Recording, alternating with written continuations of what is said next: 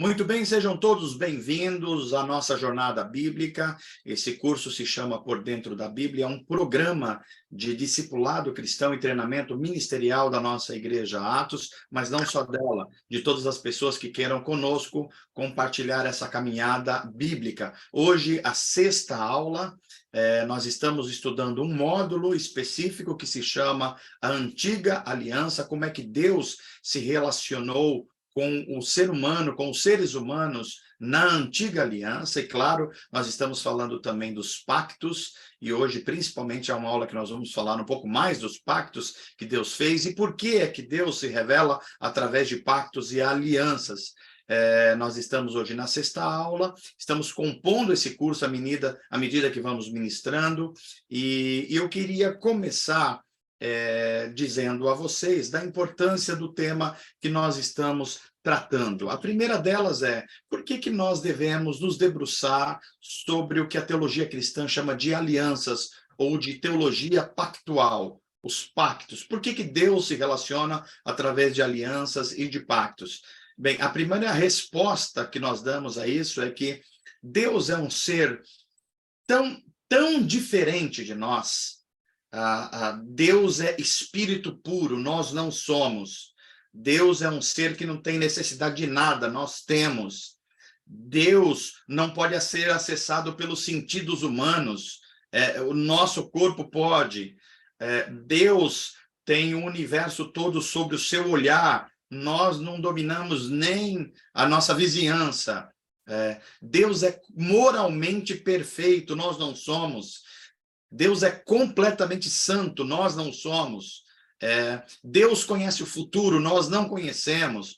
Ou seja, a gente poderia estar falando aqui de muitas diferenças. A filosofia vai chamar isso de diferenças ontológicas. Deus é ontologicamente diferente de nós.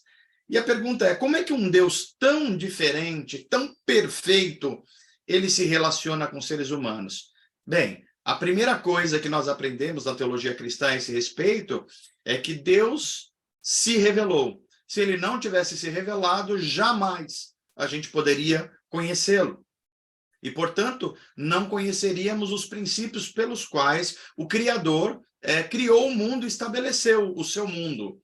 Então, essa é a primeira, o milagre da encarnação, Deus se fazer homem na pessoa de Jesus e viver entre nós, é a primeira resposta de Deus a isso. Mas não só isso. O Deus que se revela, que quer se envolver com a sua criação, com os seres criados por ele mesmo, é o Deus que então faz pactos, faz alianças, uma relação de lealdade, uma relação de compromissos. Isso é importante, isso é da maior importância, principalmente para nós, seres criados. Porque Deus podendo fazer tudo, ora só, ele resolve de alguma forma, se limitar, entre aspas, para se relacionar com a sua criação, com a humanidade. Isso é da maior importância para nós. Porque imagina você se relacionar com um ser que de nada precisa, que conhece tudo e que, portanto, poderia mudar as regras a qualquer momento. Porque ele é o Criador, ele é o mantenedor do universo, ele podia simplesmente, num momento, não deixar o universo existir. Olha a importância de um pacto. Deus faz um pacto com a sua criação, e esse pacto ele é feito em alianças, nós estamos estudando isso.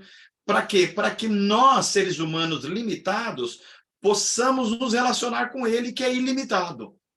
Portanto, esse assunto é central. Entender a teologia pactual, como Deus se revela nos pactos, e a teologia da aliança, é fundamental para a gente entender o Deus que se relaciona com a criação e com a humanidade, e o Deus que redime essa humanidade.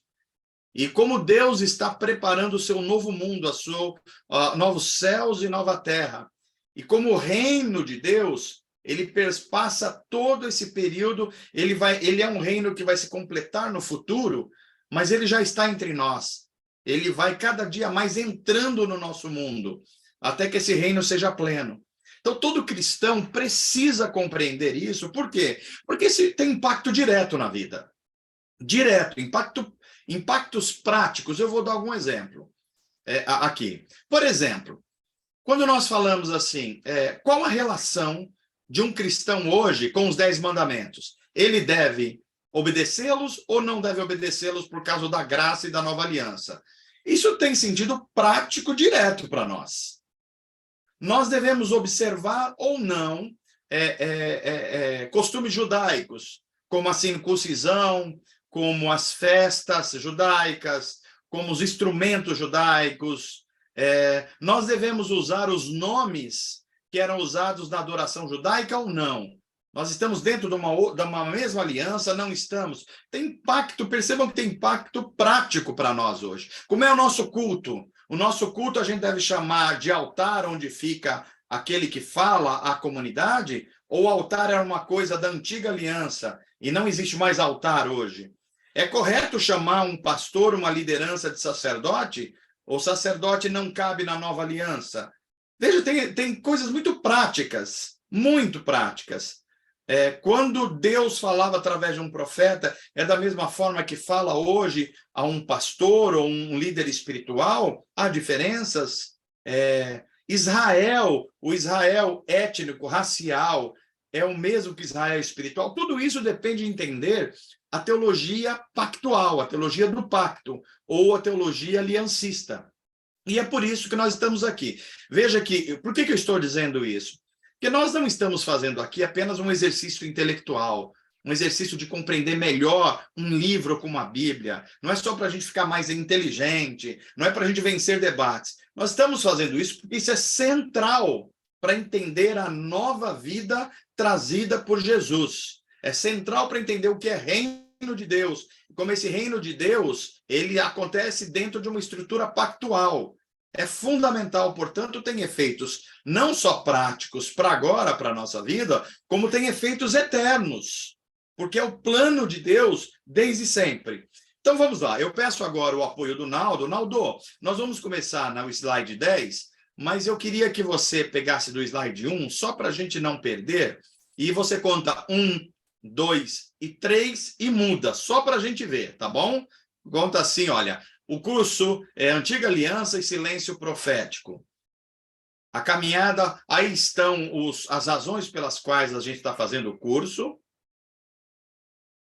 E aí os objetivos, tanto geral como específicos, inclusive de nos arrepender diante da revelação de Deus, fazer teologia de joelhos. Aí nós temos os chamados imperativos bíblicos dos apóstolos, que nos mandam a nos aproximar de Deus para que se revele a nós, tanto Paulo como Pedro. Vamos adiante. Aqui nós também estudamos o que é entender e interpretar corretamente a Bíblia. Eu não interpreto do meu jeito, há um jeito de se interpretar a Bíblia. Isso tem regras de literatura, mas tem regras também teológicas. Vimos também o que é a palavra de Deus e o que é a palavra revelada de Deus e como essa palavra revelada se tornou também escrita a partir de Moisés. E nós vimos também que Deus se revela. Se Deus não se revelasse, a gente não o conhecia. Ele faz isso de modo oral primeiro e visual, digamos assim, através de teofanias, e depois isso acontece de forma escrita a partir lá do Sinai.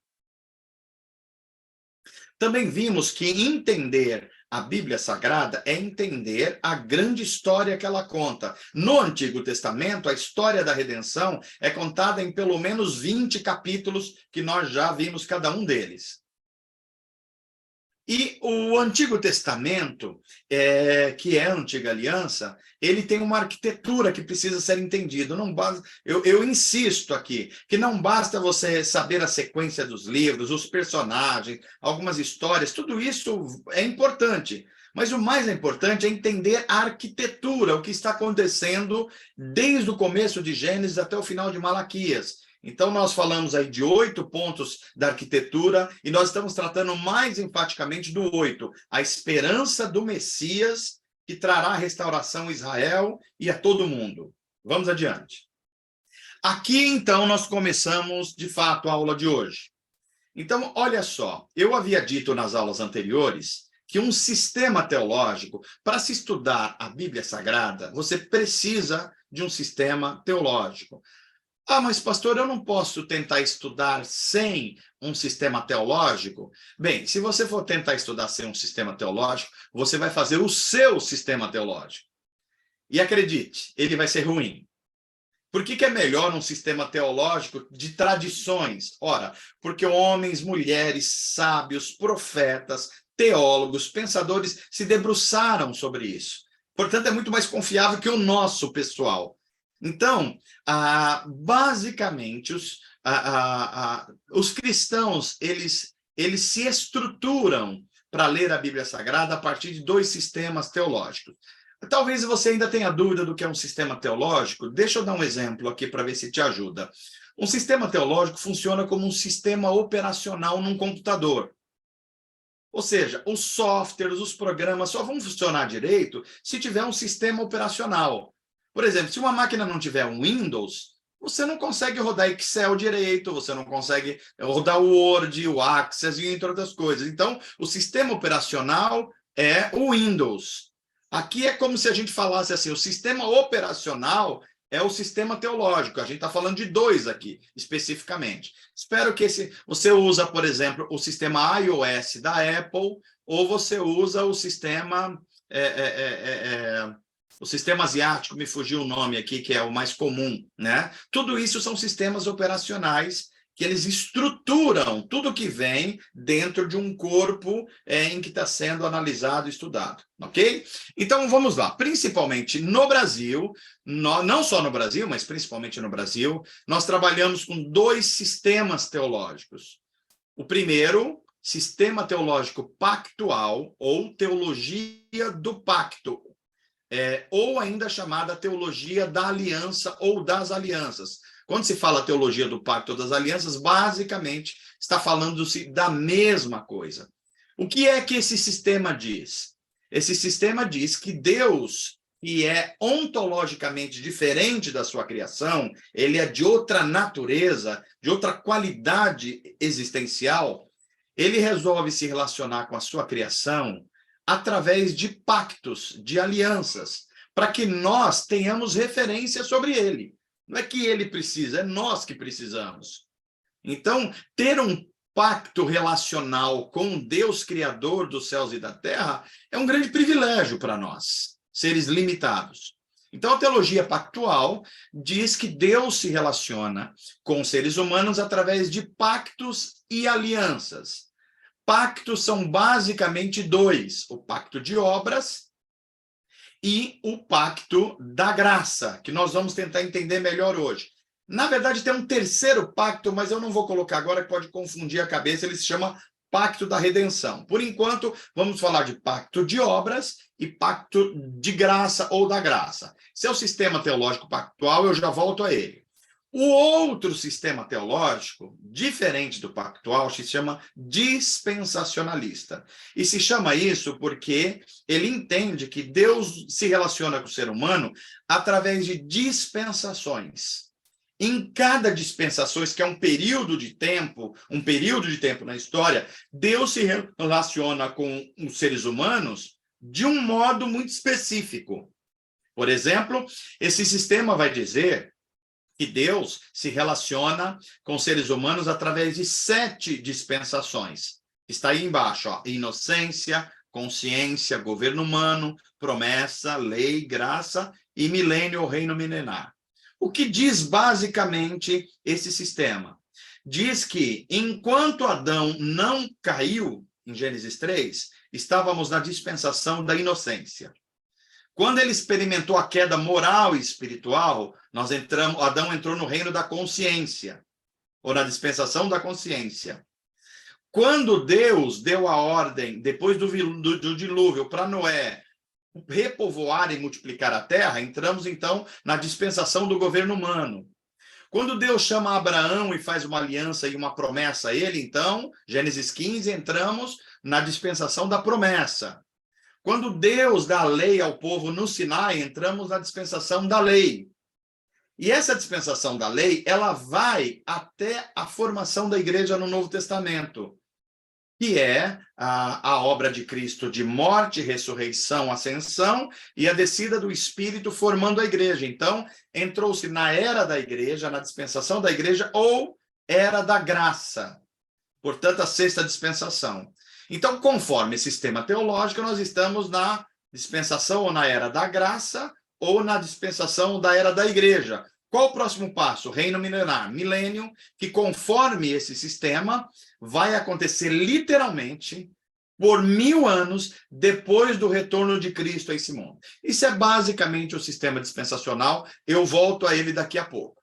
Mas e o sistema pactual, que é o que nós estamos nos concentrando aqui, que é o sistema teológico ensinado pela nossa igreja, é o sistema teológico que eu, como teólogo, entendo também ser mais completo. Não é que um é bom, outro é ruim, é que um dá mais explicações e estrutura melhor. Então, é por esse motivo, e eu vou explicar daqui a pouco quais as correntes teológicas e as igrejas que se orientam por um ou por outro. Vamos explicar melhor o sistema teológico pactual. Ele é um pouco mais simples. Conforme o sistema teológico pactual, basicamente há 2 pactos. Um é o pacto das obras, que está em verdinho aí, ó. Pacto das obras. Esse pacto das obras, ele está em vigência desde que foi criado o ser humano, Adão, e, claro, a sua mulher, Eva, até o momento que eles experimentam a queda espiritual e se separam de Deus. É um pacto das obras. O que significa um pacto das obras?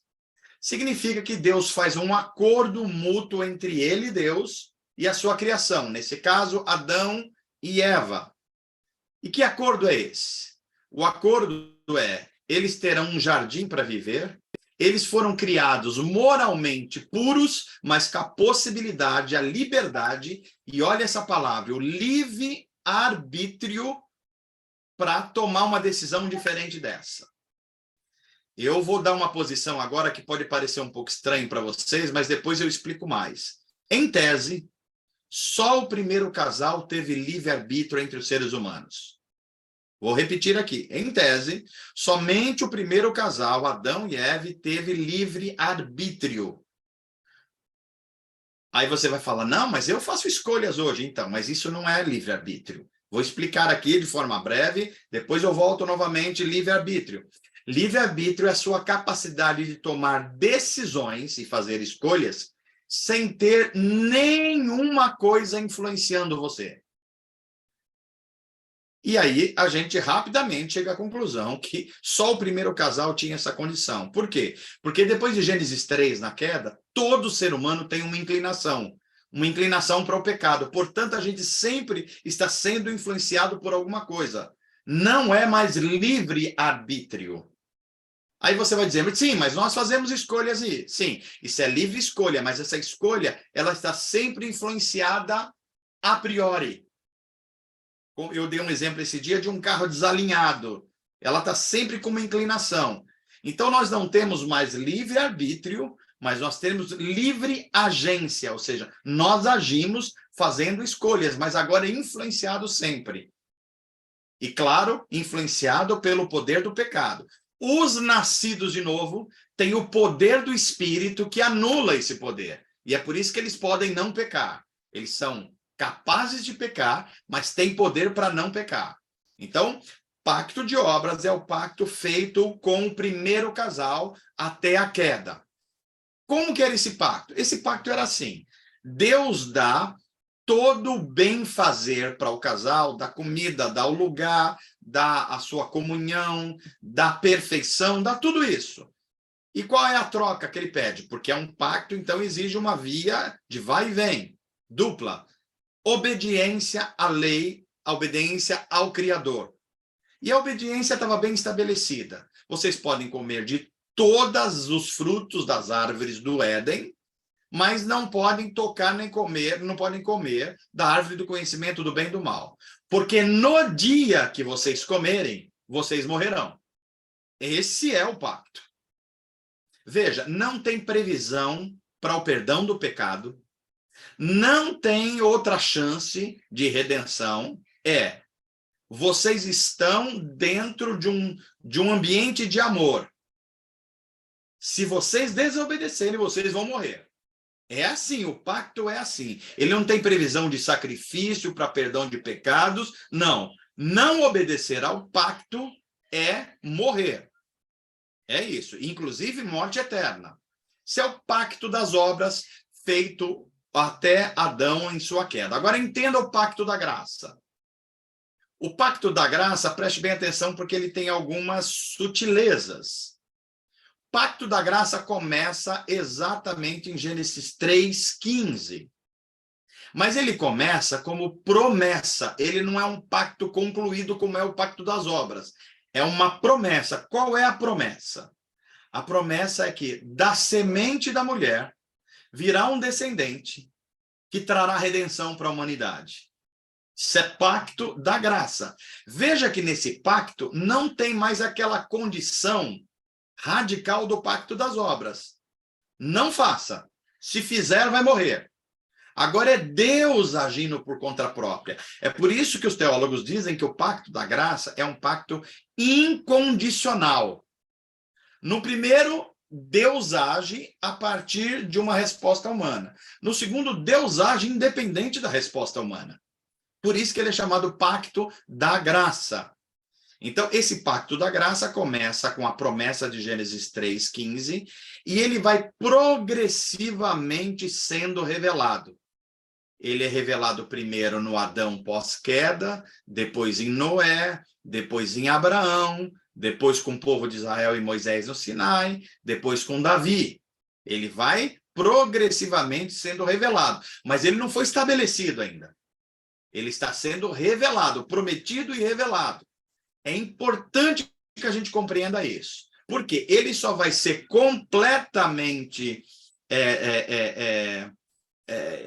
eu ia falar completamente completado, mas não existe isso. Ele vai ser concluído de forma completa na obra de salvação de Jesus Cristo. Morte, ressurreição, ascensão, glorificação.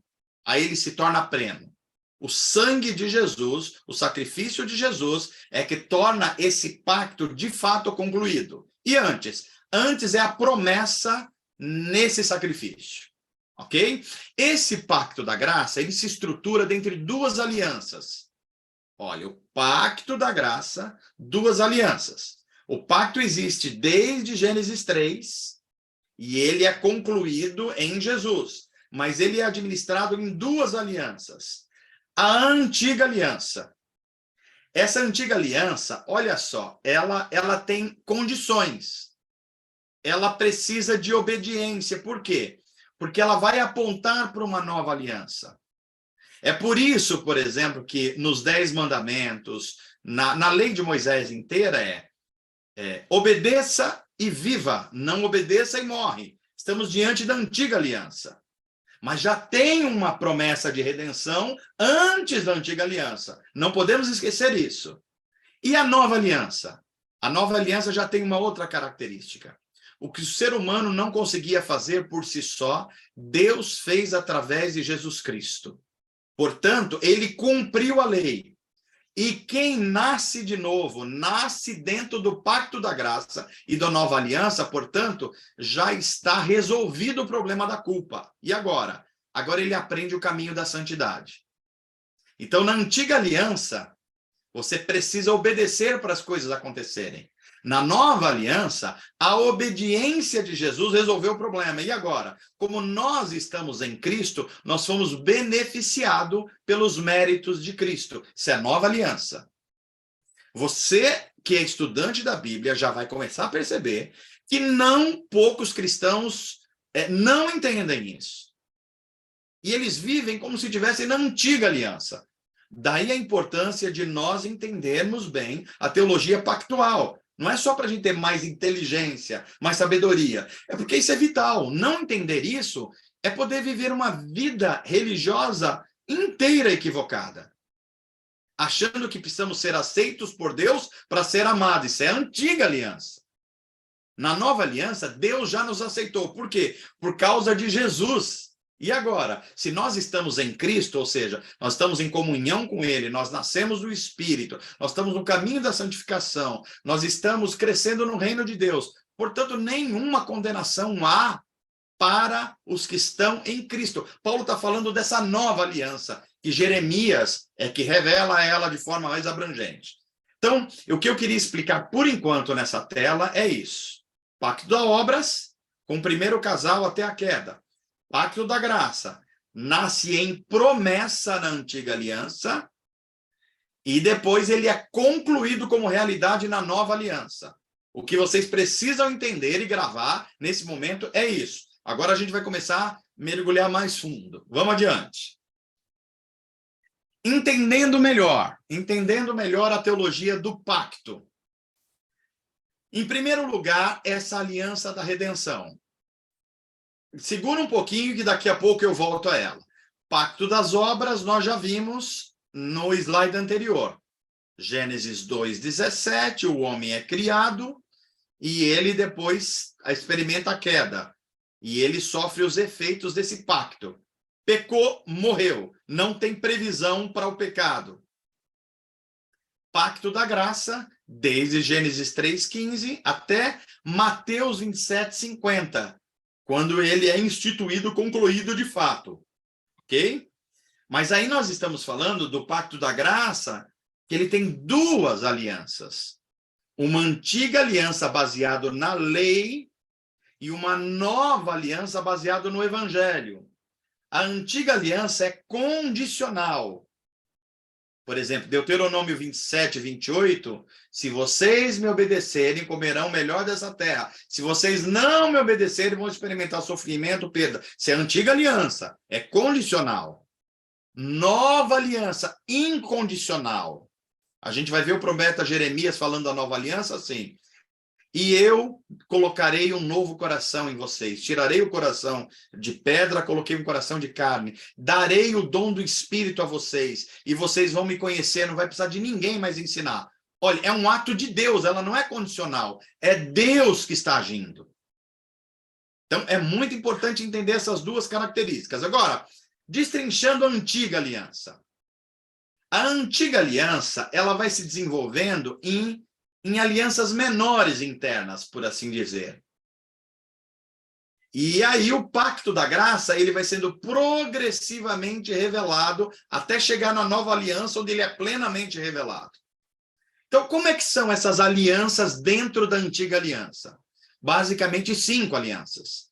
A primeira é a aliança adâmica. Um Deus que lida com Adão, principalmente com Adão pós-queda, porque o Adão antes da queda é pacto de obras, ok? É um Deus que cuida de Adão mesmo fora do paraíso, faz roupa para eles, a reprodução dos filhos. É um Deus que é generoso com a cultura humana, mesmo pelos descendentes de Caim. Isso é Deus e Adão. Mas a gente vai ver uma continuidade dessa aliança com Noé.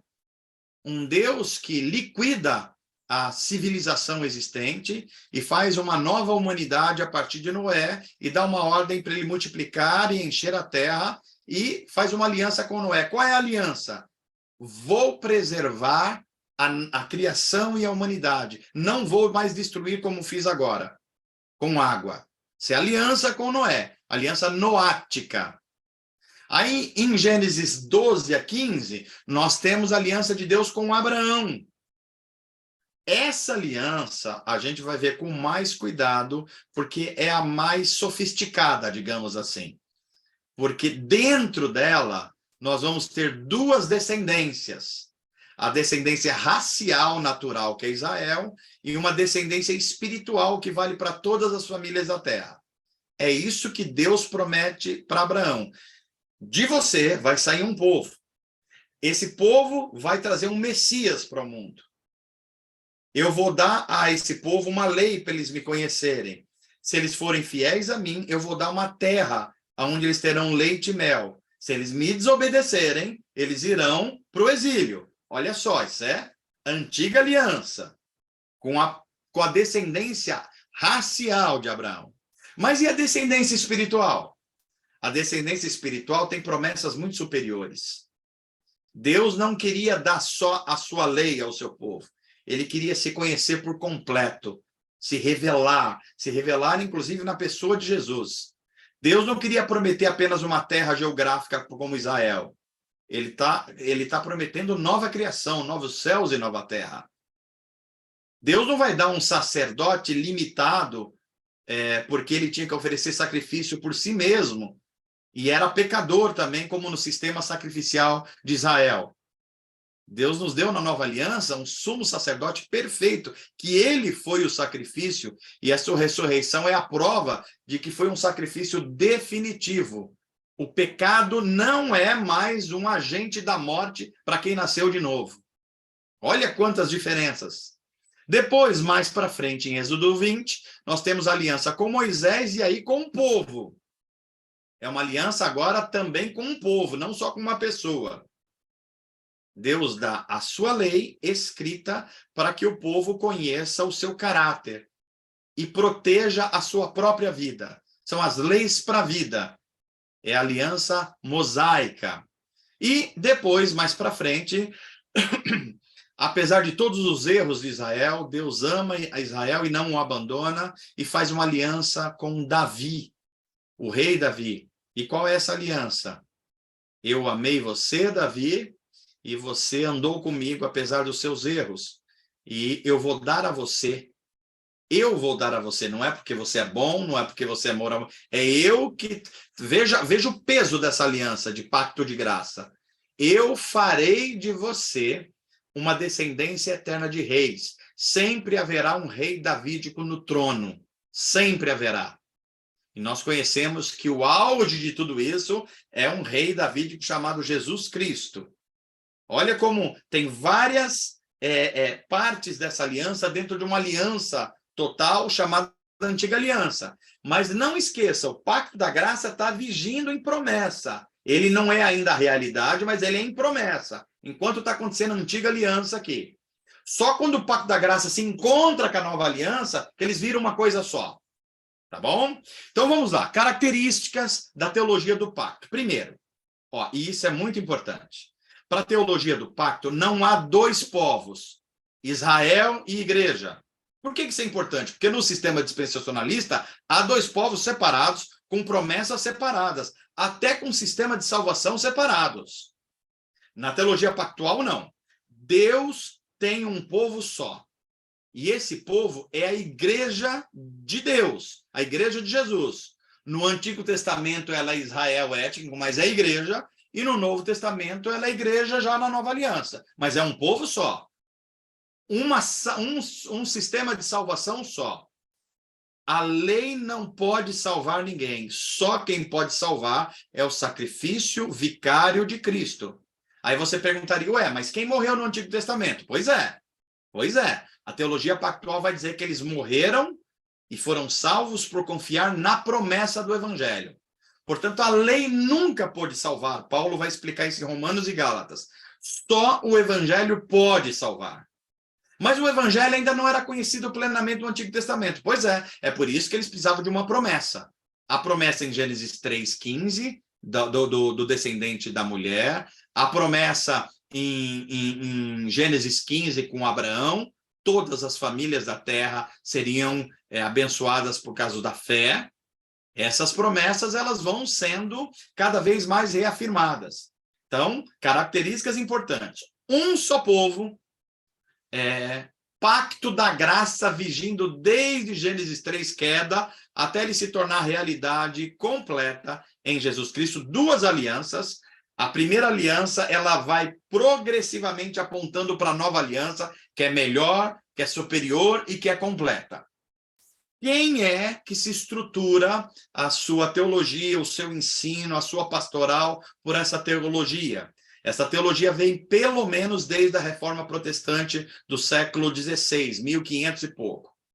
Denominações como a Igreja Presbiteriana se orientam assim, Igreja Batista Reformada se orienta assim, Igreja Congregacional se orienta assim, a Igreja Metodista, uma parte dela, metodista reformada, que poderíamos dizer assim, se orienta assim.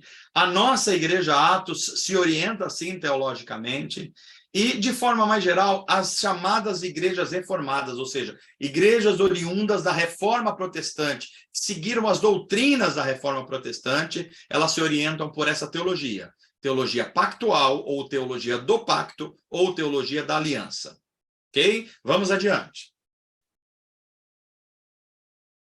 Eu disse a vocês que os dois principais sistemas ou era a teologia pactual, sistema pactual, ou dispensacionalismo. Eu preciso explicar pelo menos um pouco sobre esse sistema. Por que é que ele se chama dispensacionalista? Porque ele entende, esse sistema, que Deus se revela às pessoas e aos povos conforme algumas dispensações. Inclusive, Deus lida de forma diferente com o ser humano em cada uma dessas dispensações. E para esse sistema existem 7 dispensações.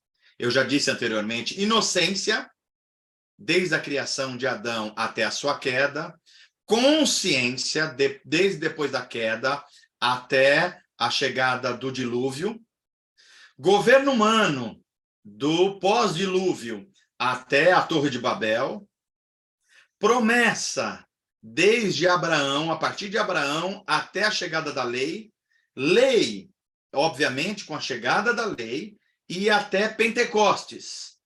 Em Pentecostes começa a era da igreja, e essa era da igreja iria, ou vai, conforme esse sistema, até a vinda de Jesus, a segunda vinda de Jesus. Depois vai começar o reino milenar. Então, em tese, é assim que se estrutura. Características desse sistema. Diferentemente da teologia pactual, que Deus tem um povo só, nesse sistema Deus tem 2 povos. E isso tem implicações importantes. Primeira implicação. Deus trata diferente Israel do que trata a igreja. Será? Mas esse sistema afirma isso. Nesse sistema é possível 2 tipos de salvação. Um para a igreja, que vem depois de Jesus, e um outro um pouco diferente para o que vem antes de Jesus. Nesse sistema, parece admitir que obras, de alguma forma, também pode salvar, e não só a fé. Por quê? Porque no milênio, durante o milênio, ou durante a grande tribulação, quando o Espírito Santo for retirado da terra, conforme a visão desse sistema, se as pessoas morrerem à espada, portanto, pelas obras, poderão ser salvas. Será? Você, como estudante, precisa fazer essas perguntas. Esse sistema prevê 7 dispensações, eu acabei de explicar. Esse sistema também se orienta pelas chamadas 70 semanas de Daniel. Eles interpretam as 70 semanas de Deus, de Daniel, como sistemas na história. E hoje a gente viveria, a era da igreja, é uma era que está na semana 69. A gente está esperando só chegar a 70, que é milênio. Em quarto lugar, a escatologia desse sistema, deixa eu acostumar vocês com esse termo. Toda vez que vocês ouvirem escatologia, é a doutrina sobre o futuro, o que vai acontecer no futuro. Isso é escatologia. Esse sistema ele tem algumas particularidades. Ele ensina que Jesus já veio uma vez em carne, primeira vinda. Ele virá uma segunda vez para arrebatar a igreja, portanto, só para a igreja. E retorna com a igreja para os céus. Aqui na terra fica acontecendo a grande tribulação por 7 anos. E depois Jesus retorna uma terceira vez com a igreja para julgar o mundo. E depois começa um milênio literal do governo humano de Jesus por 1000 anos. E só depois que vem aquela grande guerra de Magog, em que Cristo vence os seus inimigos e começa o estado eterno. Essa escatologia, ela é muito particular. Ela foi desenvolvida no máximo de 120 anos para cá, em 2000 anos de igreja. Anteriormente não existia, nunca houve essa compreensão. Ela é muito nova. Ela é muito nova. Quem se orienta por esse sistema teológico?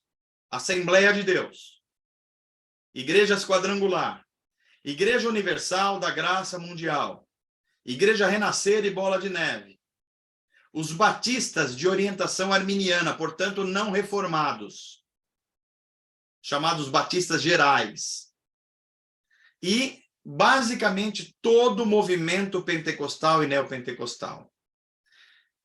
Eu acredito que 90% ou mais de pessoas que estão fazendo esse curso conheceram o evangelho através de uma denominação pentecostal. Então, é muito possível que você só tenha aprendido o dispensacionalismo.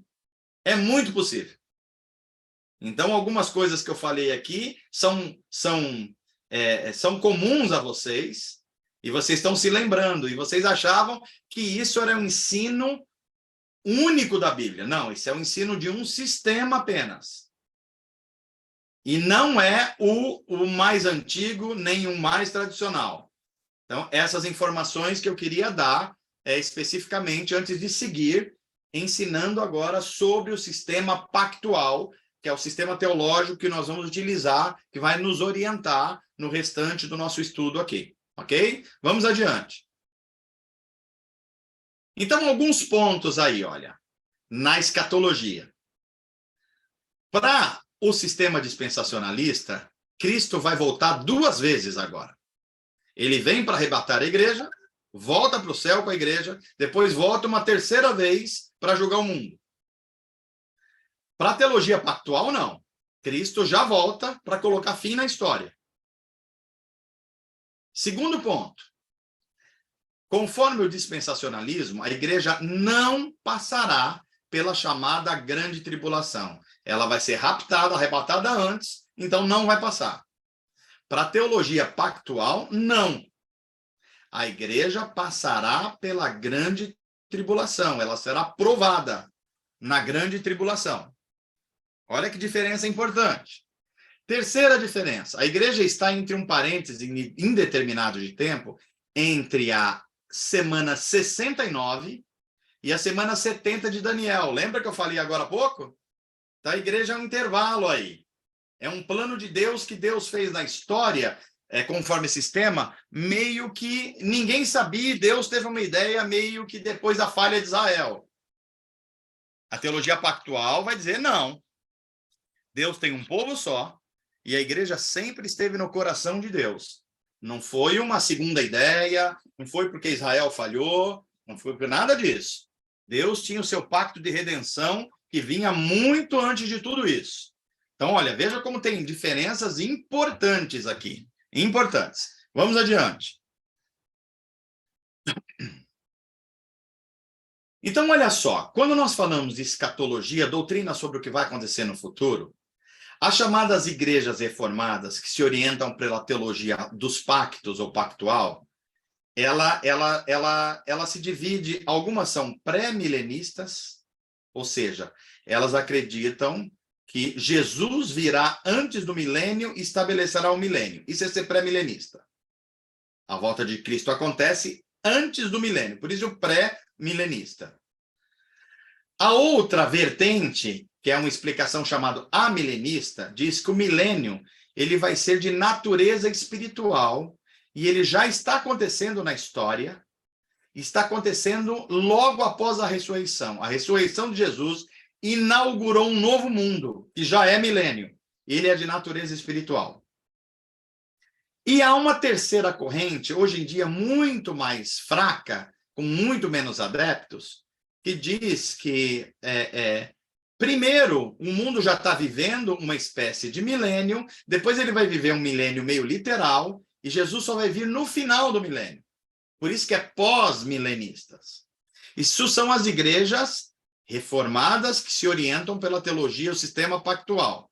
Já as igrejas neopentecostais e pentecostais, todas elas, eu não conheço nenhuma que não seja, são dispensacionalistas. Portanto, elas orientam a sua escatologia, a doutrina do futuro, pelo sistema dispensacionalista.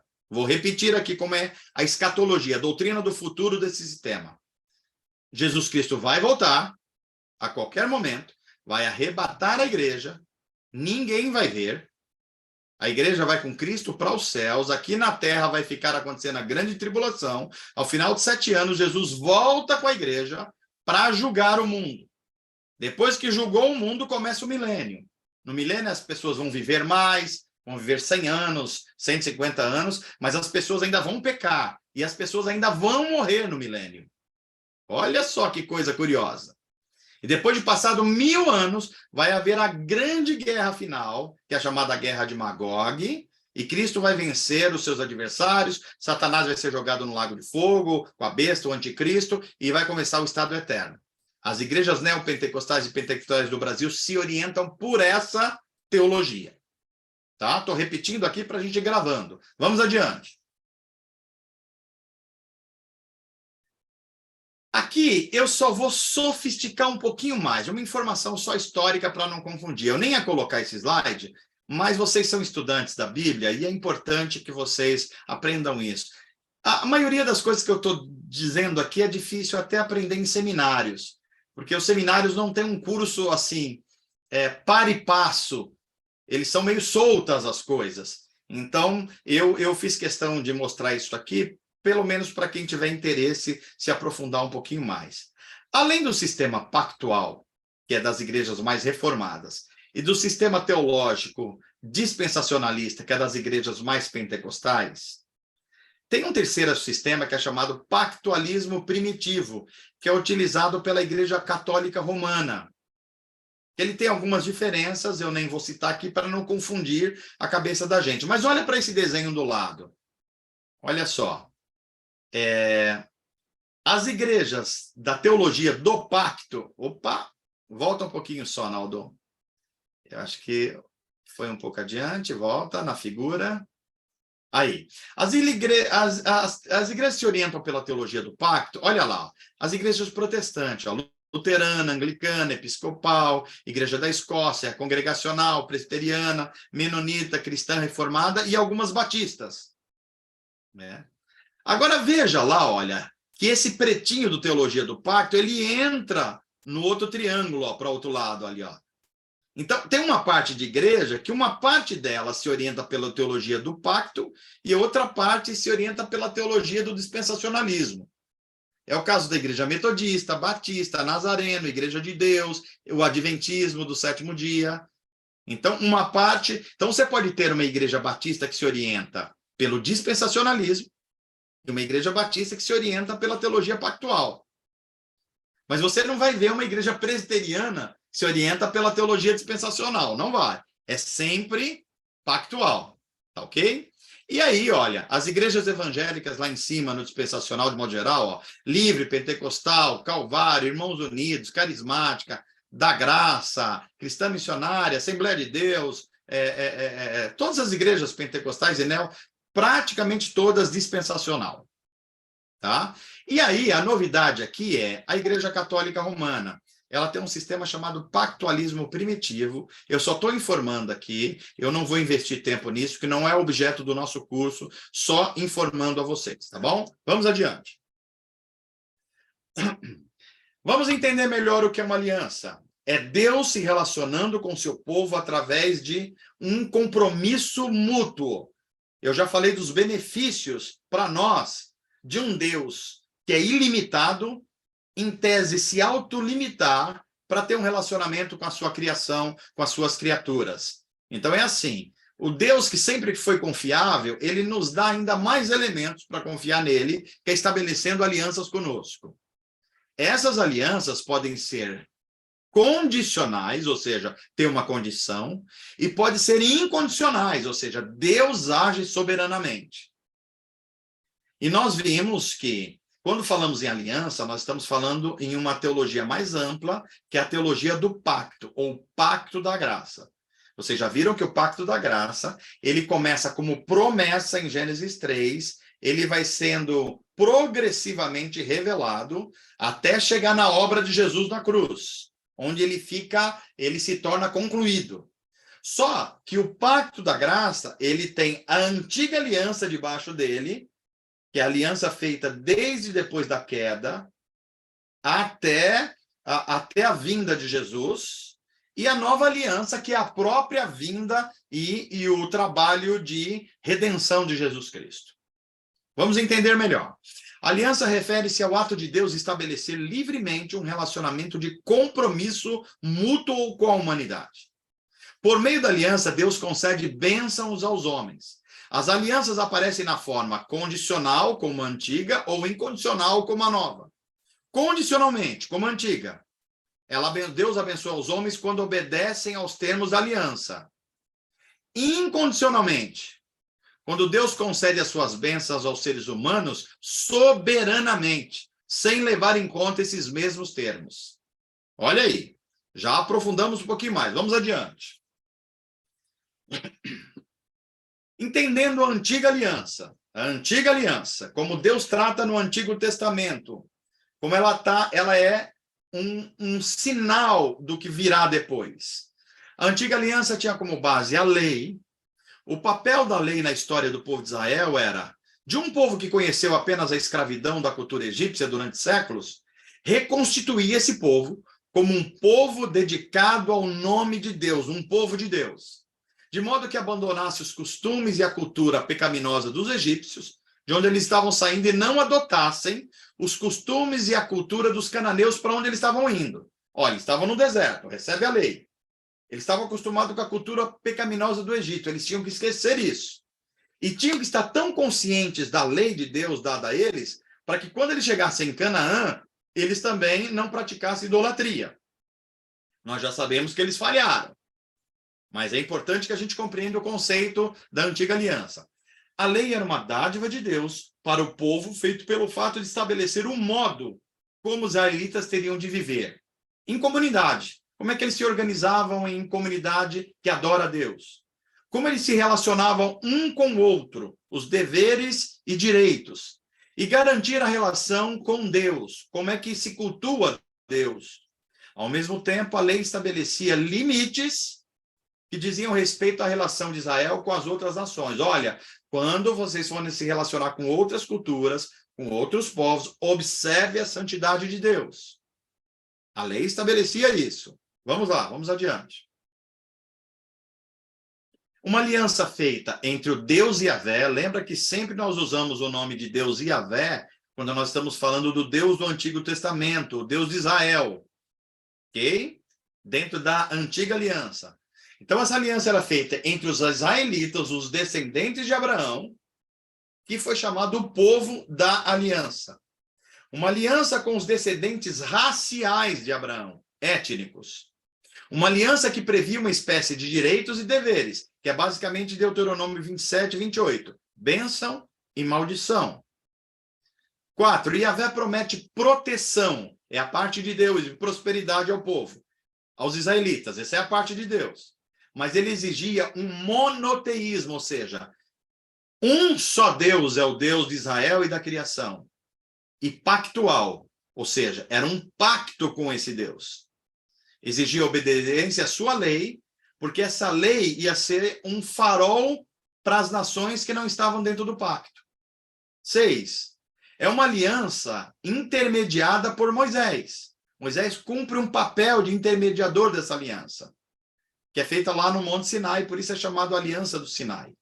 Essa aliança tinha um código de santidade, um código ético, um código moral, que o resumo dele está nos 10 mandamentos. 8. Essa aliança, ela era tão séria que ela previa uma marca no corpo, que é chamado de circuncisão, que é o corte da pele do prepúcio do membro sexual masculino. Essa era a marca daquela pessoa, pertencia à comunidade da aliança, e esse povo era o povo exclusivo de Deus. 9. Tinha prescrição de leis alimentares que guardavam a vida, principalmente a vida no deserto, que era sujeita a muitos problemas de higiene, de falta de pureza e tudo mais. E previa também a guarda do Shabá, ou do sábado. Por quê? Porque o Shabá era para eles se lembrarem que o destino deles era uma relação de comunhão com Deus. E o sábado, guardar o sábado, apontava para isso. Vocês vão trabalhar, vocês vão colher, vocês vão vender, vocês vão criar filhos, vão estudar, mas se lembre, a vida está ligada à fonte da vida. É o seu relacionamento com Deus, que é a fonte da vida, que preserva todo o restante. 10. A aliança feita com os descendentes, lá no Sinai, ela é prometida 500 anos antes a Abraão. Então, Moisés vem 500 anos depois de Abraão. Deus faz a promessa e a lei chega. Ok? Vamos adiante. Aqui, vamos ver se a gente consegue aqui. Nós estamos no slide 19. Vamos lá. Ó, aqui, teologia bíblica pactual, principalmente a teologia batista. Aqui eu diferencio um pouco a teologia batista da presbiteriana. Mais para frente eu explico o porquê. Então, temos um pacto da redenção, que é um pacto feito entre Deus Pai, Deus Filho e Espírito Santo na eternidade passada. Esse pacto, depois, ele ganha forma num pacto de obras feita entre o primeiro casal até a queda. E da queda com a promessa em diante, nós temos o pacto da graça. 3 pactos. Agora, esse pacto da graça, ele é revelado, ainda que não concluído, na antiga aliança. E o que era essa antiga aliança? Era uma aliança governada, olha que interessante, por um pacto de obras. Faça e viverás. Não faça e morrerás. Primeira característica. Segunda, era uma aliança feita apenas com um povo, uma raça, uma etnia, Israel. O povo da aliança.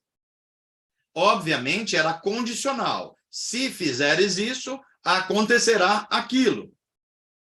E é uma aliança que ela foi sendo revelada de forma progressiva. Noé, Abraão, Moisés e Davi. É justamente o que estão nesses círculos embaixo. Ó.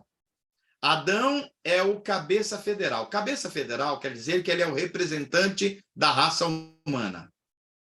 Ele erra. E em Adão, nós conhecemos também o pecado, que afeta todos nós. Aí vem a promessa de Gênesis 3, onde está essa cruzinha aí. Ó. Mas a antiga aliança continua, progressivamente. A preservação da espécie humana em Noé, a descendência natural, ou seja, racial, étnica, do povo de Israel e também espiritual em Abraão. Depois, a descendência natural de Moisés, Deus dá a lei ao povo, para eles seguirem a lei, para seguirem a justiça. E depois, essa lei, ela progride mais na sua revelação, Deus dando uma descendência natural para Davi. Ou seja, o reino do mundo na eternidade vai ser governado por um descendente de Davi, um israelita. Olha só o peso dessa aliança. Ok? Então, essas são as informações mais básicas. Depois eu volto a esse slide para não confundir a cabeça de vocês por enquanto. Vamos adiante. Olha só. Então, agora, de forma mais prática, entendendo os termos da antiga aliança. Quando a gente fala que Deus fez uma aliança com Israel, isso é chamado antiga aliança, o que é isso? Basicamente, um acordo mútuo que tem 2 pontos. Eu e Yahvé serei o vosso Deus. O que significa isso? Eu vou cuidar de vocês, eu vou dar proteção a vocês, eu vou dar prosperidade a vocês, eu vou dar descendência a vocês, eu vou dar uma terra a vocês. Inclusive, o Messias, o Redentor do mundo, vai vir do povo da aliança. Se é a parte de Deus. Deus cumpriu tudo isso. E a parte do povo? Vocês serão o meu povo exclusivo. O que significa isso? Vocês me devem obediência através da lei, que é como eu revelo o meu caráter. Isso é uma aliança. Os termos da aliança são esses. Vamos adiante. O propósito da aliança, o que Deus queria com essa aliança? A Bíblia é clara em dizer, Deus deu a lei na antiga aliança para o povo de Israel para conduzir todos a Cristo. Para revelar o pecado, para revelar o caráter santo de Deus, para revelar como o ser humano tinha inclinação para o mal e para o pecado. A lei era uma indicação de santidade que é conduzir para a pessoa de Jesus Cristo. A lei era o tutor, ela apontava, ela levava o povo, enquanto o povo ainda não era maduro, até que Cristo viesse na história. Esse é o propósito da lei. É por isso que a gente vê o sistema sacrificial no Antigo Testamento. Uma vez por ano, mas tinha que fazer de novo, para apontar para a necessidade de pureza. No sacrifício de Cristo, isso foi resolvido completamente. Tudo isso é tipo. A arca é um tipo de Cristo, a travessia no mar é um tipo de Cristo, o tabernáculo é um tipo de Cristo, a própria lei é um tipo de Cristo, ok? E também o propósito da lei era revelar a seriedade do pecado. O pecado conduz à morte. E apontando, claro, para uma promessa melhor, superior, que é o Evangelho, a boa notícia de que Deus amou o mundo e tem um plano maravilhoso para redimir esse mundo. Então, a antiga aliança ela tinha um propósito: conduzir a Cristo. Era o propósito da aliança. Quando ela fez isso, ela deixou de ter sentido. A antiga aliança chegou ao fim. Paulo vai dizer assim: porque o fim, a finalidade, o objetivo, o propósito da lei é Cristo. Porque Cristo é a justiça de todo o que crê. Olha como esse versículo faz todo sentido agora que você recebeu essa explicação. Vai adiante. E quais os símbolos da antiga aliança? Nós já vimos uma marca no corpo, a circuncisão, a festa da Páscoa, que festejava a celebração da libertação do Egito, lembrando que foi Deus que libertou eles, e a Arca da Aliança, que era o símbolo da presença e da glória de Deus com Israel. Vamos adiante. Como é que aconteceu a quebra dessa aliança? A quebra da aliança por parte dos israelitas fez com que eles fossem parar no cativeiro. O que gerou isso? Primeiro, eles quebraram o monoteísmo pactual. Adoraram outros deuses, deuses falsos. Isso é idolatria. Segundo, eles deixaram de adorar a Deus em verdade. Eles começaram a fazer rituais, mas vivendo uma vida pecaminosa. A adoração dele era de boca, sem compromisso do coração. E esse é o pecado de Israel. Terceiro, eles praticaram a injustiça em vez da justiça. Oprimir o pobre, oprimir o estrangeiro, não cuidaram das viúvas. Ou seja, agiram com injustiça. Idolatria, legalismo e injustiça é o conjunto de pecados que podemos dizer que compõem a quebra da aliança de Israel. Por isso, foram parar no cativeiro. Adiante. Agora vamos entender, eu já falei isso, só vou passar meio rápido aqui, que Israel, diferente dos povos da antiguidade, ele tinha alguns distintivos que Deus deu a eles. Um distintivo era a lei que foi recebida lá no Monte Sinai, intermédio de Moisés, e que dava a eles um regulamento da ética e da moral e também espiritual. Como é que eles deviam se orientar para tomar decisões, para fazer o que é certo e no seu relacionamento com Deus. A lei. Isso era precioso, sempre foi precioso para eles. Mas tinha a terra prometida, a terra que manava leite e mel, o lugar da promessa. Eles também ganharam a terra. E eles tinham o templo construído no Monte Sião, que era o lugar da adoração ao Deus único e o lugar do sacrifício para o perdão de pecados. Então, a lei, a terra e o templo eram os distintivos do povo da aliança, Israel. Quando eles quebram a aliança, eles perdem a terra, Canaã, vão para o exílio, e perdem o templo, o lugar da adoração, que foi destruído. E agora? Agora eles só têm a lei. Isso é muito importante. Vamos adiante. Deixa eu ver que hora que nós temos aqui. Eu falo mais 2, 3 minutos e a gente para. É por isso que os profetas aparecem a partir de Isaías, Jeremias, Ezequiel, Daniel, Oséias, Joel, Amós, Obadias, todos eles até Malaquias, denunciando que a desgraça de Israel, o povo da promessa e da aliança, tem a ver com a quebra da aliança com seu Deus. Se nós não entendermos isso, nós não vamos entender a Bíblia Sagrada. E não vamos entender porque Deus está punindo Israel. E pior, é possível que hoje a gente esteja vivendo como alguém na antiga aliança, o que é um desastre. Vamos adiante. Só lembrando que quando nós estamos falando a lei de Moisés, recebida lá no Sinai, nós estamos falando, às vezes, de coisas diferentes no Antigo Testamento.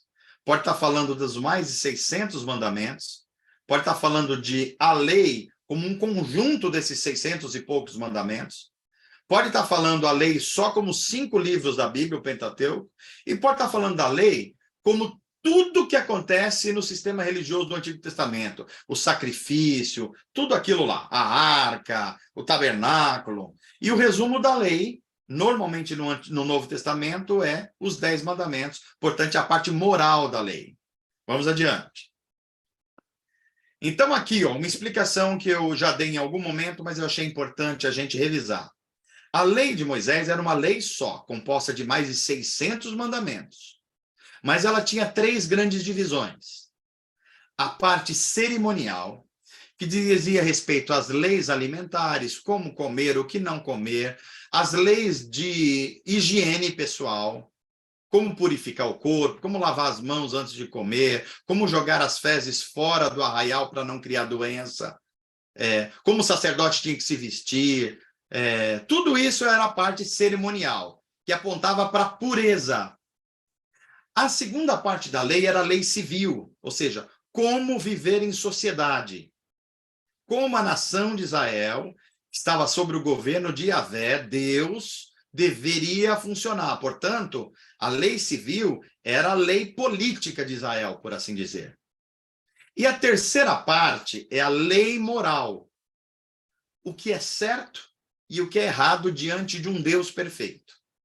Então, o aspecto cerimonial, pureza, o aspecto civil, relacionamento da sociedade, relacionamento político, e a lei moral, que diz respeito a tudo, porque é o discernimento entre o certo e o errado.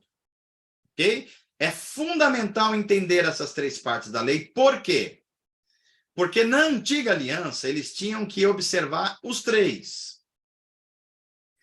Com a vinda de Jesus e a instituição da nova aliança, Cristo cumpriu toda a lei cerimonial.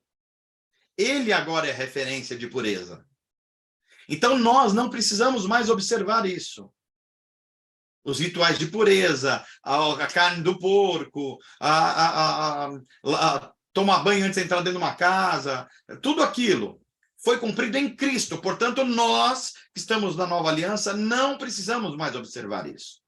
Lei civil foi cumprida também com o povo de Israel, que era um povo formado para trazer a criança, trazer o Messias. Portanto, Deus trouxe Israel em regra curta. Era uma teocracia, governo de Deus através da sua lei. Isso já foi cumprido, o Messias já veio. Portanto, o Brasil não é Israel. Israel não é terra da promessa. O Israel Estado hoje. Israel não tem um plano diferente. Israel não é mais santo. O Rio Jordão não é mais santo que o Tietê. Se você não entender as alianças, você vive uma maluquice e gente vendendo pacote para você se tornar mais santo em Israel. Gente que está fazendo o comércio da fé sem explicar para você as diferenças entre a antiga e a nova aliança. Agora, olhe o terceiro aspecto da lei. A lei moral. O que é certo e o que é errado diante de Deus. Essa lei moral está resumida nos 10 mandamentos. Esta lei é eterna, assim como o caráter de Deus é eterno. Então, olha, a lei cerimonial cumprida em Cristo, a lei civil cumprida na teocracia de Israel e a lei moral é eterna. Valeu para Israel antigo e vale para nós hoje. Ok? Vamos adiante.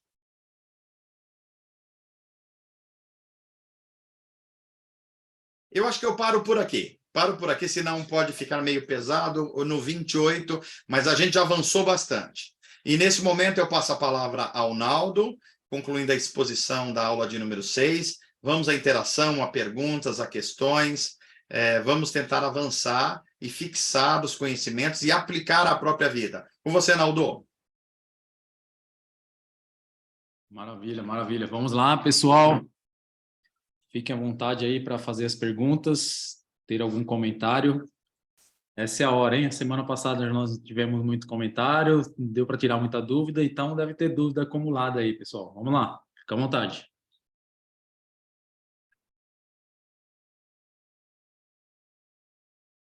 Vamos lá, coragem. Sempre o primeiro é um pouquinho. Ah, sim, coloca a mãozinha assim, de mão levantada, que você ajuda o Naldo. Aí ele já chama diretamente. Quem tiver pergunta, já coloca aí, olha. É só você aí embaixo, ó. Tem, deixa eu ver aonde aqui, reações. Ó, reações, você clica aí tem aí, ó. Ou você pode aplaudir, dar um ok, mandar um coraçãozinho, dar uma risada, e embaixo tem levantar a mão. Aí já fica indicado que você quer fazer um comentário, uma pergunta, ajuda o Naldo aí a organizar, tá bom? Estou vendo aqui, Fica à depois entrou vontade, o Danilo. Dirce. Fica à vontade, só abre o seu microfone. O microfone está Pode, fechado. enquanto ela está falando, pode clicar lá, tá bom? Não levantar a mão, que a gente já vai sabendo quem é. Eu ia fazer uma pergunta assim, que você falou assim que a gente tem que tomar muito cuidado, porque tem muitas pessoas que vivem o Velho Testamento, né? Fica falando. Eu já vi até pessoas falar assim: ah, eu prefiro o Velho Testamento do que o Novo, umas coisas assim, muito estranhas. Mas eu vou falar uma coisa assim: será isso daí de ensinar da maneira errada o Antigo Testamento, né? Não é o Velho, é o Antigo Testamento, não é culpa dos líderes de não passar corretamente como história, porque tem que conhecer a história toda de Israel para explicar para a gente, porque pega versículos isolados, né? E traz para a gente coisas que não é para nós, porque nós não somos o povo de Israel, o mesmo costume que eles têm, nós não temos. E tem algumas coisas só. Mas versículos assim que eles dão, né?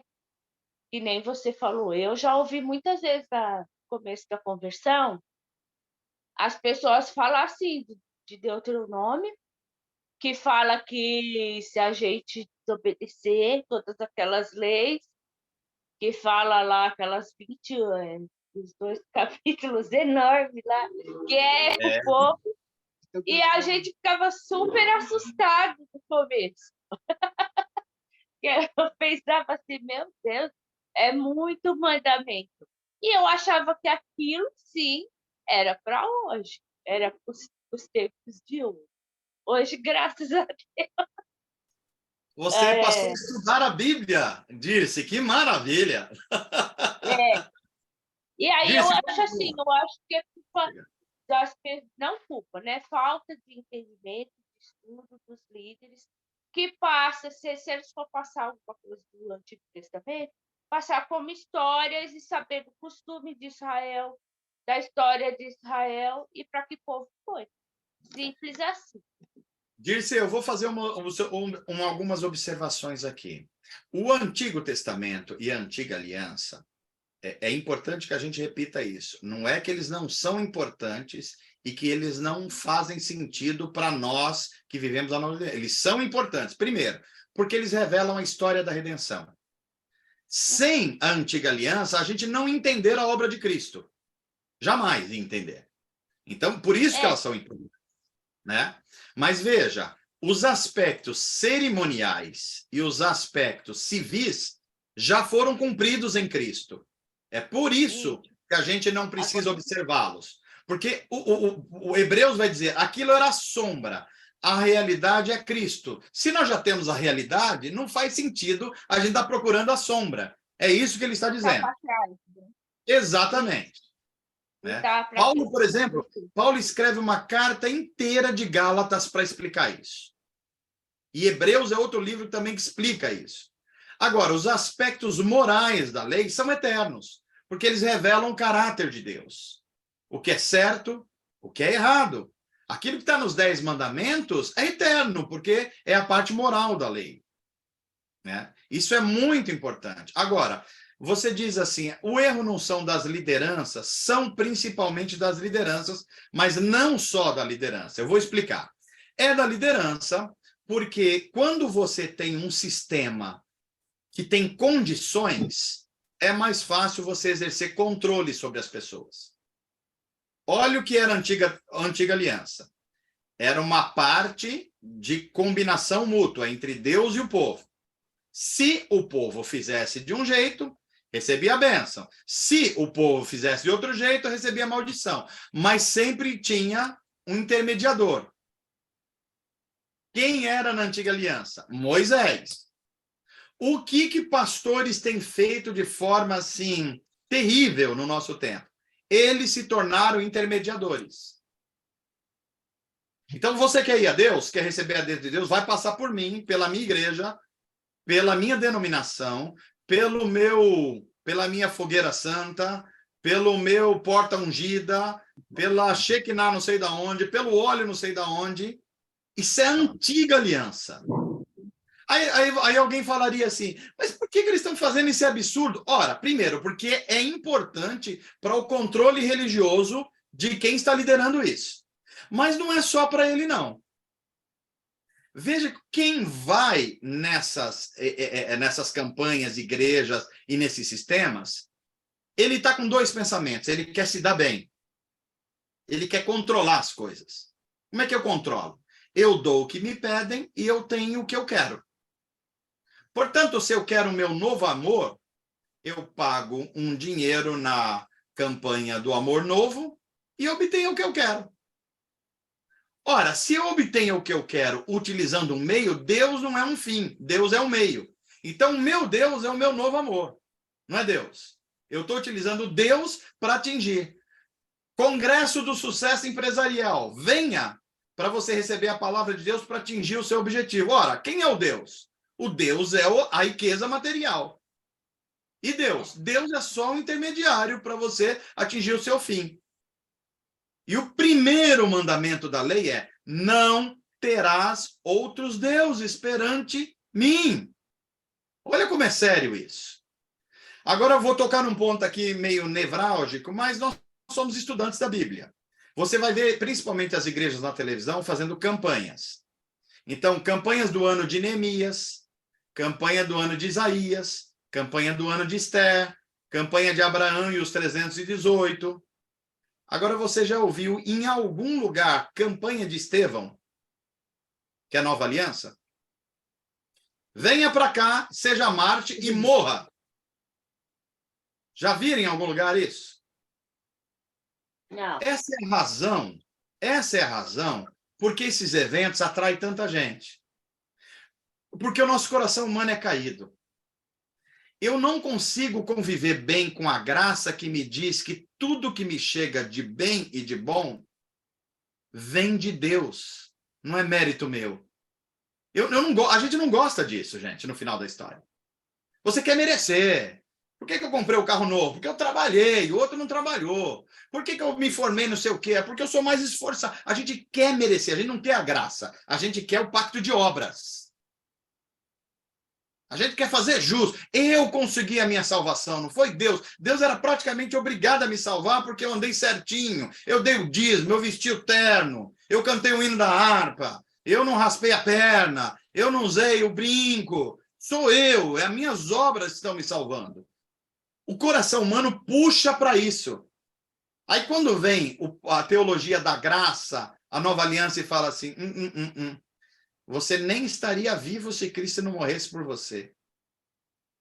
Você nem estaria respirando. Até o dom que está com você é um dom de Deus, pelo Espírito. Tem nada de mérito seu. A gente fala, não quero isso aí não, que isso me humilha demais. Olha como é sério isso, Dirce. Entender nova aliança e antiga aliança. Ajudou a compreensão? Ajudou sim. Chocou um pouco? Chocou, mano. Que bom. Então o evangelho está confrontando a gente. É bom quando é assim. Mano, deixa eu falar uma coisa aqui. Diga. Posso falar? Pode. Eu estava parafraseando um versículo bíblico aqui que fala assim, que o meu povo se perde por falta de conhecimento. Aí eu parafraseei assim: meu povo se perde por falta de conhecer a arquitetura da Bíblia, o amor de Deus e o plano de salvação. É Seria isso. correto Correto.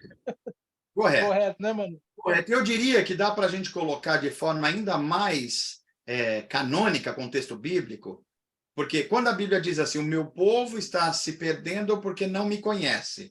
Esse falta de conhecimento é conhecer ao Senhor, tá? Não é conhecimento humano apenas, é conhecer ao seu Deus.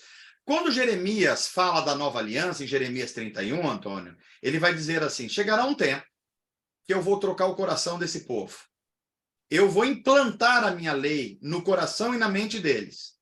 E ninguém mais dirá, eu não conheço o Senhor, porque todos conhecerão ao Senhor, terão intimidade com o Senhor. Por que isso acontece?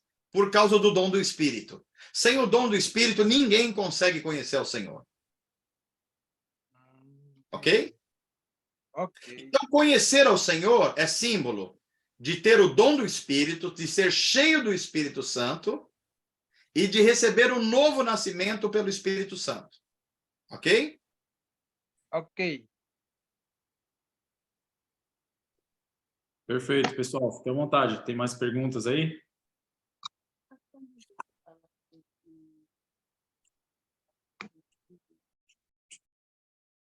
Vamos lá, povo, vamos lá.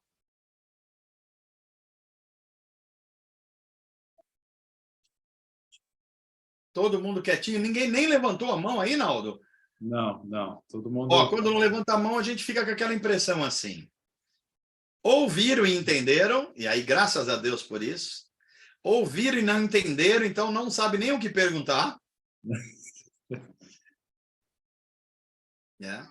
Em terceiro lugar, uma outra alternativa. Se desconcentraram. Lembre-se que nós estamos buscando a transformação do nosso interior e da nossa vida. Não é apenas adquirir conhecimento. Então, por exemplo, quando nós estamos falando assim de coisas, qual é a minha relação com o Antigo Testamento? Veja como muda, gente. No Antigo Testamento, eles seguiam os 10 mandamentos. Para quê? Para conhecer a justiça da lei e serem salvos pela promessa. Então, seguir a lei era um jeito de estar em justiça diante de Deus por causa de uma promessa, que é a promessa do Evangelho.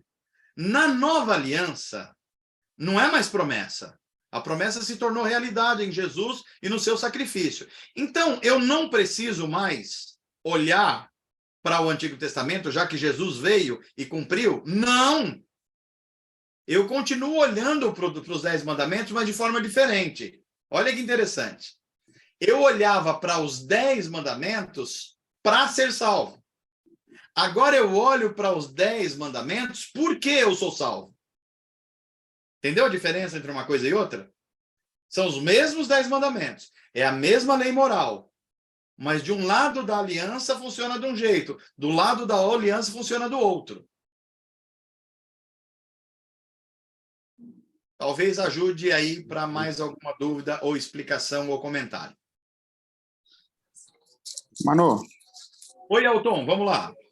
já que ninguém tem dúvida, eu tenho um aqui. Você falou que só o primeiro casal que tinha livre-arbítrio, né? Isso. Ou seja, eles não tinham nenhuma influência para tomar suas decisões. Exatamente. A minha dúvida é, a serpente não foi uma influência para eles, não? Então, olha só. Eles foram, até que a serpente chegasse, eles foram criados moralmente perfeitos e eles foram criados com a possibilidade de abandonar a sua posição de comunhão com Deus. Portanto, eles eram livres. E esse que é um mistério na teologia cristã, que é como é que Deus fez o mundo, como é que o mal entrou no mundo através do pecado. Muitos teólogos vão dizer que é um teste de Deus para seres criados à sua semelhança, com capacidade de tomar decisão. Ou seja, se o homem não fosse livre para tomar essa decisão, como foi Adão, então ele não era um ser moral. E se ele era um ser moral, então ele é um robozinho de Deus. Se ele era um robozinho de Deus, ele não pode ser culpado pelo seu erro. Só que como Deus é amor, e amor exige liberdade, se não é amor, se não é amor, Deus cria seres humanos como Adão e Eva, moralmente perfeitos, mas dá a possibilidade deles de fazer outras escolhas que não as escolhas de Deus. Então, veja, eles tinham livre-arbítrio, por quê? Porque eles poderiam escolher não seguir o seu Criador. Quando eles foram enganados pela serpente, eles perderam o livre-arbítrio. Agora eles estavam condicionados pela inclinação do pecado, como todo ser humano depois de Adão. Ninguém mais tem capacidade plena para tomar decisão sem a inclinação do pecado. Nenhum homem mais tem isso. Por isso que a solução da cruz e da vinda do Espírito Santo é nos dar um poder para corrigir essa inclinação do pecado. Sem isso, o ser humano não consegue vencer o pecado. Entendi. Então era totalmente possível eles conseguirem resistir, né, à tentação, né? Era totalmente Sim. possível. Totalmente por quê? Porque eles foram criados moralmente perfeitos, Elton. Entendi. Legal, obrigado. Maravilha. Eu acho que a Lúcia levantou a mão. Oi, Manu, boa noite. Oi, Lúcia, boa noite. Manu, eu tenho uma pergunta, não sei se está relacionada, mas falando sobre a justiça de Deus, a gente tem visto acontecerem muitas tragédias, né? E eu já ouvi cristãos falando, por exemplo, algumas que aconteceram no Rio de Janeiro, algumas há muitos anos atrás, na cidade de Cascavel, no Paraná, falando que a tragédia que tinha acontecido porque tinham colocado o nome de Cascavel na cidade, e Cascavel é sinônimo do, né, do diabo, de Satanás e tal. E muitas pessoas falam sobre o Rio de Janeiro, que as tragédias que acontecem lá é porque é uma cidade pecaminosa, porque tem praia, que as pessoas vivem seminuas, enfim, e são cristãos falando isso, né? Sendo que, por exemplo, no caso do litoral norte, por exemplo, a gente sabe que é por causa da ação do homem, da ocupação errada, tem muitos fatores, né? Do não cuidado com a natureza. O que o senhor pode me dizer sobre isso? Sobre Olha só, todas essas cidades? se essa teoria, se essa tese fosse verdade, cidades com o nome Salvador não teria problema nenhum. Aliás, nem cidade chamada São Sebastião, que é o nome de um santo, teria problema nenhum, e parece que teve, né? Se fosse assim, na Terra Santa não teria seca. Não teria desertos na Judéia. Olha como é tão sem fundamento isso. Tem um menor fundamento. O menor fundamento. Cidades como São Paulo, que se refere a Paulo, o apóstolo, seria uma cidade justa, sem nenhum problema. É assim? Ou seja, é um negócio tão sem sentido, não precisa nem a gente ir à Bíblia para ver que isso não tem sentido lógico, primeiro. Não é teológico, não tem sentido lógico. E teologicamente, então, é um absurdo. O que essas pessoas estão tentando buscar é o que se chama teologia de causa e efeito. Ou seja, eu acredito numa mística, espalho essa mística, e por que eu faço isso? Porque eu controlo as pessoas. O que está se buscando, Lúcia, é controle das pessoas. Se eu digo que eu tenho um conhecimento espiritual superior e que eu invento agora que Cascavel se dá mal, não é porque não tem distribuição de renda, não é porque não cuida dos rios, não é porque não se aplica a justiça, não, é porque tem o nome Cascavel. Então, eu estou dizendo, eu detenho um saber espiritual que você não detém. E se você quiser se dar bem, me ouça. Logo, eu estou controlando você. Então, no fundo, é uma busca por controle, que é uma coisa profundamente espiritual, arma muito utilizada por Satanás. Controlar pessoas. Obrigada, Manu. De nada. Perfeito. Ô, Manu, voltando um pouco no livre-arbítrio, é correto eu afirmar que nós atualmente não temos o livre-arbítrio, porque depois da queda, nós morremos espiritualmente? Sim e não, deixa eu explicar. É verdade, depois da queda, nenhum ser humano teve mais livre-arbítrio. No entanto, a obra de redentora de Jesus, olha só que interessante isso, ela pagou os preços dos pecados, cumpriu e satisfez a lei de Deus. A prova disso é que Jesus ressuscitou. E ao ressuscitar, ele foi aceito por Deus como mediador entre a humanidade. A prova é que ele ressuscitou. Se Jesus não ressuscitasse, estávamos perdidos. Perdidos. A prova é que o sacrifício dele foi aceito por Deus é que ele ressuscitou. Portanto, a morte e o pecado não teve poder sobre ele. Agora, a ressurreição de Jesus trouxe um novo mundo. O reino de Deus. Esse reino de Deus, ele vem com o poder e o poder com a dádiva do Espírito Santo. Então, receber o dom do Espírito através do novo nascimento é receber um poder que traz de volta a nossa capacidade de não viver inclinado para o pecado. Olha que interessante isso, Naldo.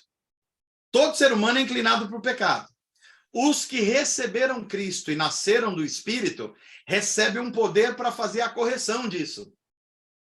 Portanto, eles têm de novo a capacidade de agir corretamente. Por quê? Porque eles são habitação do Espírito Santo. Mas não é porque eles naturalmente têm isso. É porque o Espírito Santo passou a habitar neles. Perfeito. Maravilha. Eu acho que é isso, né, pessoal? Fique à vontade. É isso aí. Tem alguma saideira? Senão nós concluímos aqui por hoje. Boa noite, a paz. Entrou uma dúvida aqui. Diga aí, Boa noite. Márcio. Se na época lá do livre-arbítrio, Satanás já estava caído, já estava no mundo, ele pode ter influenciado Adão e Eva. Então, vamos. A pergunta é parecida à do Elton, Maicon. Pensa aqui comigo. Veja só, o mal entrou no mundo em algum momento, e é um mistério para nós, mas o mal não entrou no mundo junto com a criação de Deus. Foi depois da criação. Primeiro o mundo foi criado. Vamos lembrar disso. O homem foi criado e foi criado moralmente justo. Em algum momento o mal entrou, e esse é um mistério para nós. Nós não sabemos exatamente como isso aconteceu, mas entrou. Como é que nós sabemos que entrou? Porque a serpente era um instrumento de Satanás, e a gente só vai saber disso em Apocalipse, que Apocalipse vai explicar a Gênesis, que era um instrumento de Satanás que colocou em prova a integridade dos seres humanos. Até ali o ser humano era íntegro, mas não tinha sido provado ainda. Na queda, ou durante a queda, ele foi provado e falhou. Ele perdeu, portanto, o livre-arbítrio. A partir de lá, ele é capaz de fazer coisa boa. Mas o nome disso não é livre-arbítrio. Porque isso pode parecer uma coisa maluca, mas não é, gente. Pensa aqui comigo. É possível uma pessoa fazer uma coisa boa, mas com má intenção? O que vocês acham? Sim, tem várias pessoas assim. Então você descobriu o que é livre-arbítrio e o que não é. A gente é capaz de fazer coisa boa hoje. O nome disso é livre agência, livre agir. Mas isso não é livre-arbítrio. Porque eu posso estar mal intencionado e fazendo uma coisa boa. Verdade. Olha que coisa impressionante que é isso. Melhorou? Ajudou aí? Ajudou sim.